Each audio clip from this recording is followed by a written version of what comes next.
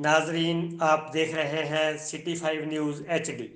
खबर शामिल करते हैं जड़ांवाला से। मियां ज़ीशान की रिपोर्ट के मुताबिक चीफ ट्रैफिक अफसर का अचानक सेक्टर जड़ांवाला का दौरा, ओवरलोड ट्रालियों दीगर के खिलाफ कार्रवाई। ट्रैफिक पुलिस को ट्रैफिक बहाव में रुकावट न आने की हदायत की। बताया गया है कि CTO Faisalabad Asif Sadiq traffic police की कारकर्दगी का जायज़ा लेने के लिए अचानक जड़ांवाला पहुंच गए।